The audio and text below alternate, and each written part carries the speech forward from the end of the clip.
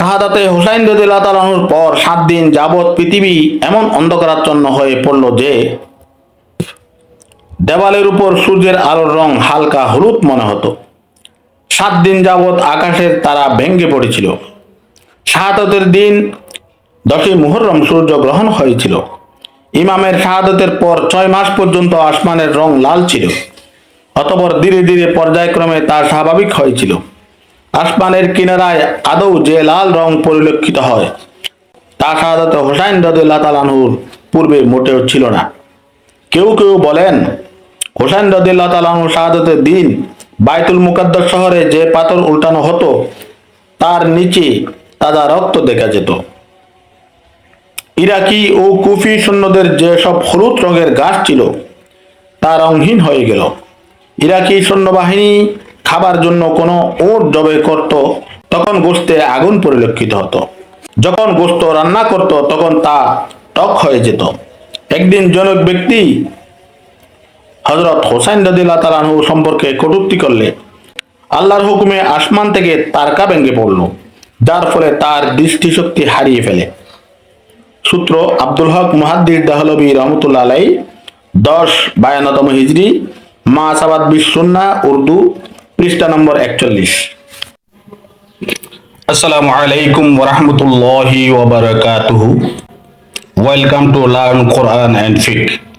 সম্মানিত দর্শক, আজকে আমরা আলোচনা করব কারবালার ময়দানে আহলে বাইতের সংখ্যা কত ছিল সে সম্পর্কে, কারা কারা ছিল সে সম্পর্কে। এই পবিত্র মুহররম মাসের সারা মাস জুড়ে আমরা কারবালার প্রান্তরের ঘটনা, মুহররমের ঘটনা সম্পর্কে আলোচনা করব। এর আগের ভিডিওতে আমরা আলোচনা করেছি ইমাম হুসাইন রাদিয়াল্লাহু তাআলা আনহুর জন্ম শাহাদাত, ইমাম হুসাইন রাদিয়াল্লাহু তাআলা আনহুর ইরাক যাত্রা, মুসলিম রাদিয়াল্লাহু তাআলা আনহুর দু পুত্রের শাহাদাত সম্পর্কে আলোচনা করেছি। আজকের আলোচনায় কারবালায় আহলে বাইতের সংখ্যা সম্পর্কে আলোচনা করব এবং এর পরবর্তীতে আমরা ধারাবাহিকভাবে সারা মাস জুড়ে, মুহররমের সারা মাস জুড়ে কারবালার কাহিনী সমূহ নিয়ে আলোচনা করব। আমাদের ভিডিওতে ধারাবাহিকভাবে আলোচনা পাবেন।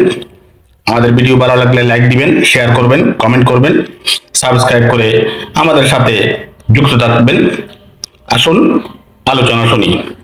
কারবালায় আগমনকারী আহলে বাইতের সংখ্যা। ইমাম হুসাইন রাদিয়াল্লাহু তাআলা আনহু 3 পুত্র। হযরত জয়নুল আবেদিন 22 বছর বয়স ও অসুস্থ ছিলেন। 18 বছরের ছেলে আলী আকবর, তৃতীয় ছেলে আলী আসগর দুধ পানকারী মাসুম শিশু ছিলেন। এরা দুজনেই কারবালায় শাহাদাত বরণ করেন। ইমামের কন্যা হযরত সাকিনা বয়স ছিল মাত্র 7 বছর। ইমামের দুজন স্ত্রীও সঙ্গে ছিলেন।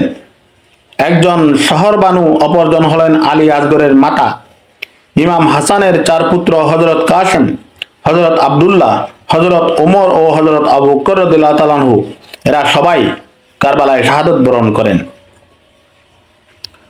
হযরত আলী রাদিয়াল্লাহু তাআলা আনহুর 5 সন্তান হযরত আব্বাস ইবনে আলী, হযরত আব্বাস ইবনে আলী, হযরত ওসমান ইবনে আলী, হযরত আব্দুল্লাহ ইবনে আলী, হযরত মুহাম্মদ ইবনে আলী ও হযরত জাফর ইবনে আলী রাদিয়াল্লাহু তাআলা আনহু এরাও শাহাদাত বরণ করেন। হযরত আকিলের দু পুত্রের মধ্যে মুসলিম রাদিয়াল্লাহু তাআলা আনহু প্রথমেই কুফায় শহীদ হন। বাকি 3 জন হযরত আব্দুল্লাহ, হযরত আব্দুর রহমান ও হযরত জাফর ইমামের সাথে গিয়ে কারবালায় শাহাদাত বরণ করেন। হযরত জাফর তাইয়ার রাদিয়াল্লাহু তাআলা আনহু 2 পুত্র ও আব্দুল্লাহ ইবনে জাফরের পুত্র হযরত মুহাম্মদ ও হযরত আউন রাদিয়াল্লাহু তাআলা আনহু ইমামের সাথে ছিলেন এবং শাহাদাত বরণ করেন।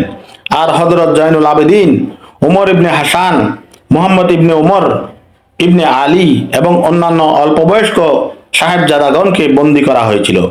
সূত্র নঈমুদ্দিন মুরাদাবাদী রহমতুল্লাহ আলাইহি 1367 হিজরি শাওয়ানে কারবালা। সূত্র খুতবাত মুহররম পৃষ্ঠা 380। শাহাদাতে হুসাইন রাদিয়াল্লাহু তাআলা আনহুর পর 7 দিন যাবৎ পৃথিবী এমন অন্ধকারাচ্ছন্ন হয়ে পড়ল যে দেওয়ালের উপর সূর্যের আলোর রং হালকা হলুদ মনে হতো। 7 দিন যাবৎ আকাশের তারা ভেঙে পড়েছিল। শাহাদাতের দিন 10ই মুহররম সূর্য গ্রহণ হয়েছিল। ইমামের শাহাদতের পর 6 মাস পর্যন্ত আসমানের রং লাল ছিল। অতঃপর ধীরে ধীরে পর্যায়ক্রমে তা স্বাভাবিক হয়েছিল। আসমানের কিনারায় আদৌ যে লাল রং পরিলক্ষিত হয় তা শাহাদতে হোসাইন রাদিয়াল্লাহু তাআলা আনহুর পূর্বে মোটেও ছিল না। কেউ কেউ বলেন, হোসাইন রাদিয়াল্লাহু তাআলা আনহু শাহাদতের দিন বাইতুল মুকাদ্দাস শহরে যে পাথর উল্টানো হতো তার নিচে তাজা রক্ত দেখা যেত। ইরাকি ও কুফি সৈন্যদের যেসব হলুদ রঙের গাছ ছিল তা রংহীন হয়ে গেল। ইরাকি সৈন্যবাহিনী খাবার জন্য কোনো উট জবাই করত, তখন গোশতে আগুন পরিলক্ষিত হতো। যখন গোশত রান্না করত তখন তা টক হয়ে যেত। একদিন জনক ব্যক্তি হযরত হোসাইন রাদিয়াল্লাহু তাআলা আনহু সম্পর্কে কটূক্তি করলে আল্লাহর হুকুমে আসমান থেকে তারকা ভেঙে পড়ল, যার ফলে তার দৃষ্টিশক্তি হারিয়ে ফেলে। সূত্র আব্দুল হক মুহাদ্দিস দেহলভী রহমতুল্লাহ আলাইহি 1052তম হিজরি, মাসাবাদ বিশ সুন্নাহ উর্দু, পৃষ্ঠা নম্বর 41। রাসূল করিম সাল্লাল্লাহু আলাইহি সাল্লামের দৌহিত্র ও নিরপরাধ আহলে বাইতকে অত্যন্ত নির্মমভাবে শহীদ করার পর ওই ইয়াজিদ বাহিনী ক্ষান্ত হয়নি, বরং ইমামের শরীর থেকে জামা কাপড় খুলে তার উপর ঘোড়া চালিয়ে লাশ মোবারকের হাড্ডি পর্যন্ত চুরমার করে দিয়েছে। তাঁবুতে যারা ছিলেন তাদের সমস্ত কিছু চিনিয়ে এবং পর্দানশীল মহিলাদের চাদর টেনে নিয়ে পুড়ে ছাই করে দিয়েছিল। ইমামের মস্তক মোবারক খুলি ইবনে ইয়াজিদ এবং অন্যান্য শহীদগণের মস্তক কায়েস ইবনে আশআশ ও সিমারের মাধ্যমে ইবনে জিয়াদের নিকট প্রেরণ করা হলো। ইবনে সাদ ওই দিন কারবালায় অবস্থান করে 11 মুহররম সকালে স্বীয় বাহিনীর যারা নিহত হয়েছিল তাদেরকে একত্রিত করে নামাজে জানাজা পড়ে দাফন কাফন করল। কিন্তু ইমাম বাহিনীর শহীদগণ কোলা আকাশের নিচে বিনা কাফন দাফনে পড়ে রইল এবং ইমাম জয়নুল আবেদিন সহ বাকি আহলে বাইতও কোলা আকাশের নিচে রাত কাটালেন। পরের দিন তাদেরকে বন্দী করে কুফার দিকে রওনা হলো ইবনে সাদ। ইমামের মস্তক মুবারক কুফায় ইবনে জিয়াদের নিকট পৌঁছলে সে উপস্থিত সকলের সামনে ইমামের মস্তক মুবারক একটি পাত্রে রেখে হাতে লাঠি নিয়ে ইমামের ঠোঁট ও দাঁত মুবারকে আঘাত করতে লাগলো। সেখানে উপস্থিত বৃদ্ধ সাহাবী হযরত যায়েদ ইবনে আকরাম রাদিয়াল্লাহু তাআলা আনহু এই বেয়াদবি দেখে সহ্য করতে না পেরে কেঁদে কেঁদে বললেন, হে ইবনে জিয়াদ, লাঠি সরিয়ে নাও। খোদার শপথ, আমি দেখেছি যে রাসূল করিম সাল্লাল্লাহু আলাইহি সাল্লাম এ ঠোঁট ও দাঁতে চুমু খেয়েছিলেন। ইবনে জিয়াদ বলল, তুমি যদি বৃদ্ধ না হতে তবে তোমার গর্দান উড়িয়ে দিতাম। তখন তিনি ইবনে জিয়াদকে ভর্ৎসনা করতে করতে সেখান থেকে চলে যান। সূত্র তাবারি খণ্ড 2 পৃষ্ঠা 287। তারপর ইবনে জিয়াদ ইমামের মস্তক মুবারক কুফার বাজারে প্রদর্শন করে, যাতে কেউ ইয়াজিদের বিরুদ্ধে কথা বলতে সাহস না পায়। এরপর আহলে বাইতের মস্তক সহ বন্দীদেরকে সিমারের মাধ্যমে অত্যন্ত অপমানের সহিত তাদের মস্তকগুলোকে তীরের মাথায় বিদ্ধ করে জনবহুল এলাকা দিয়ে ইয়াজিদের কাছে নিয়ে যাওয়া হয়। প্রতিমধ্যে রাত হলে তারা এক পাদ্রীর ঘরে আশ্রয় নেয়। পাদ্রী আহলে বাইতের এ করুণ কাহিনী শুনে তার হৃদয় বিগলিত হয়ে গেল। পাদ্রী তাদেরকে প্রস্তাব দিল যে এই মস্তক মোবারক আমার কাছে এক রাতের জন্য আমানত রাখো, বিনিময়ে তোমাদেরকে 10,000 দিরহাম প্রদান করব। লোভীরা প্রস্তাবে সম্মতি হলে দিরহাম প্রদান করে পাদ্রী ইমামের মস্তক মোবারক নিয়ে স্বীয় খাস কামরায় অতি যত্ন ও আদব সহকারে রেখে চেহারা মোবারক থেকে ধুলিবালি পরিষ্কার করলো। অতি সম্মানের সহিত মস্তক মোবারক সামনে রেখে জিয়ারত করতে লাগলো। হঠাৎ পাদ্রী দেখতে পেল যে মস্তক মোবারক হতে আসমান পর্যন্ত নূরের আলোয় আলোকিত হয়ে গেল। মস্তক মোবারকের এই কারামত দেখে পাদ্রী কালেমায়ে তাইয়্যিবা পাঠ করে মুসলমান হয়ে গেলেন এবং সকালে মস্তক মোবারক তাদের হাতে অর্পণ করে দিলেন। তারা পরবর্তী মঞ্জিলে গিয়ে দিরহামের থলে খুলে দেখে সব দিরহাম পাথরের টুকরা হয়ে গেল। এসব টুকরার এক পিঠে লেখা আছে কোরআনের আয়াত, ওয়ালা তাহসাবান্নাল্লাহা গাফিলান আম্মা ইয়ামালুয যালিমুন। জালিমদের কার্যক্রম সম্পর্কে আল্লাহকে অনবহিত মনে করো না। আর দ্বিতীয় পিঠে লেখা ছিল, ওয়াসায়ালামুল্লাযীনা যালামু আইয়্যু মুনকালাবি ইয়ানকালিবুন। জালিমরা অচিরে জানতে পারবে যে তাদের গন্তব্যস্থল কোথায়।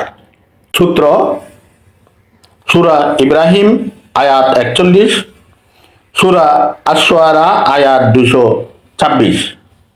ইমাম হুসাইন রাদিয়াল্লাহু তাআলা আনহুর শাহাদাতের সংবাদ ইয়াজিদের নিকট সর্বপ্রথম নিয়ে আসলো জাহর ইবনে কায়েস, এরপর সিমার ও মুহাদ্দার ইবনে সালাবা। সকলের মস্তক নিয়ে ইয়াজিদের সামনে আসলে ইয়াজিদ প্রথমে খুশি হয়, পরে রাজনৈতিক পলিসি অবলম্বন করে দুর্নাম ও তিরস্কার থেকে বাঁচার জন্য হুসাইনের হত্যাকারীদেরকে ভর্ৎসনা করল, কিন্তু এই জন্য কাউকে কোনো শাস্তি প্রদান করেনি। বরং ইমাম হুসাইন রাদিয়াল্লাহু তাআলা আনহুর মস্তক মুবারক এক পাত্রে রেখে ঠোঁট ও দাঁতে লাঠি রেখে বলতে লাগলো, আমাদের এবং এদের উদাহরণ হলো এমন, যেমন কবি হুসাইন ইবনে হাম্মাম বলেছেন, আর তা হলো আমাদের সম্প্রদায় ইনসাফ করতে অস্বীকৃতি জানিয়েছিলেন, কিন্তু এই তরবারি সমূহ ইনসাফ করে দিয়েছে, যা থেকে এখনো রক্ত ঝরছে। এসময় হযরত আবু বারজাহ রাদিয়াল্লাহু তাআলা আনহু সেখানে উপস্থিত ছিলেন। তিনি বললেন, হে ইয়াজিদ, তুমি স্বীয় লাঠি হুসাইনের ঠোঁট ও দাঁতে লাগাচ্ছ, অথচ এগুলোকে রাসূল করিম সাল্লাল্লাহু আলাইহি সাল্লাম চুষতেন। শুনো, কিয়ামতের দিন তোমাদের হাসর ইবনে জিয়াদের সাথেই হবে এবং হুসাইন রাদিয়াল্লাহু তাআলা আনহু আল্লাহর রাসূলের সাথে থাকবেন। এই বলে তিনি সেখান থেকে উঠে চলে গেলেন। সূত্র তাবারি, খণ্ড 2, পৃষ্ঠা নম্বর 296, সূত্র খুতবাতে মুহররম, উর্দু, পৃষ্ঠা 438। পরে ইয়াজিদ আহলে বাইতের বন্দীগণকে হযরত নুমান ইবনে বশির রাদিয়াল্লাহু তাআলা আনহুর নেতৃত্বে ও হেফাজতে সসম্মানে মদিনায় পৌঁছে দেওয়ার ব্যবস্থা করেন। হযরত নুমান ইবনে বশির রাদিয়াল্লাহু তাআলা আনহু আহলে বাইতের 25 জনকে নিয়ে মদিনায় পৌঁছলে মদিনাবাসীরা বেদনা বিদুর নয়নে তাদেরকে স্বাগতম জানালেন। তারা সোজা নবীর রওজা মুবারকে গিয়ে জিয়ারত করে মদিনায় কালাতিপাত করেন।